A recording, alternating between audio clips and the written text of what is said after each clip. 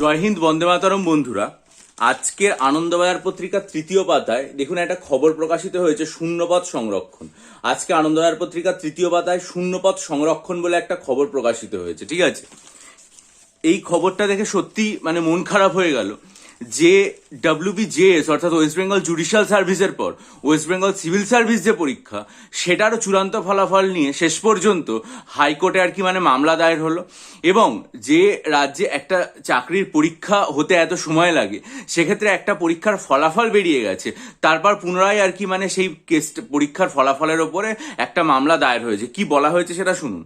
2023 সালের WBCS এর নিয়োগ প্রক্রিয়ায় একজন পরীক্ষার্থী আর্থিকভাবে দুর্বল শ্রেণী অর্থাৎ ইকোনমিক্যালি উইকার সেকশন বা EWS এ শূন্যপদ সংরক্ষণ করার নির্দেশ দিল কলকাতা হাইকোর্ট।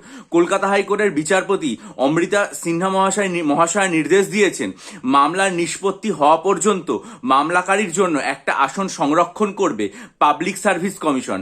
মামলাকারীর আইনজীবী অভিযোগ করেছেন, EWS বিভাগে আবেদন করেছিলেন তার মক্কেল।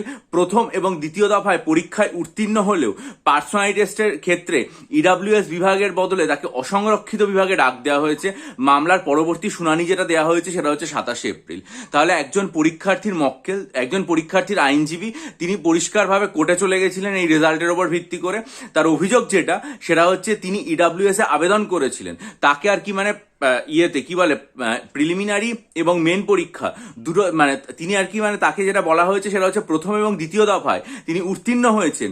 পার্সোনালিটি টেস্টের তালিকায় তাকে EWS এর বদলে ডাকা হয়েছে অসংরক্ষিত অর্থাৎ আনডিজার্ভ ক্যাটাগরিতে। ঠিক আছে, সেই জন্য তার যে মামলাকারী তিনি চলে গেছেন কলকাতা হাইকোর্টে, এবং কলকাতা হাইকোর্টের বিচারপতি মহাশয়া শ্রীমতী অমৃতা সিনহা নির্দেশ দিয়েছেন যে তার জন্য যতদিন না পর্যন্ত এই কেসটা নিষ্পত্তি না হচ্ছে, তার জন্য একটা আসন সংরক্ষণ করবে পাবলিক সার্ভিস কমিশন।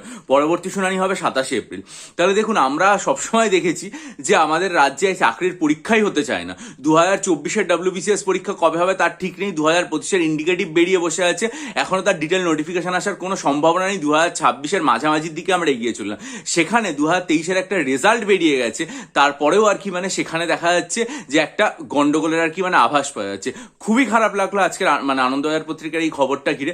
আশা রাখবো যে সমস্ত প্রক্রিয়াটা এবং বিচার প্রক্রিয়া আইনানুগ ব্যবস্থার মধ্যে দিয়ে যাবে এবং সুষ্ঠুভাবে সম্পন্ন হয়ে বিচারপতি সঠিক রায় দেবেন। পরবর্তীকালে এটা সম্পর্কে কোনো আপডেট পেলে নিশ্চয়ই চ্যানেলে জানাবো। তার জন্য আপনারা চ্যানেলটা সাবস্ক্রাইব করুন, বেল আইকন প্রেস করে দিন।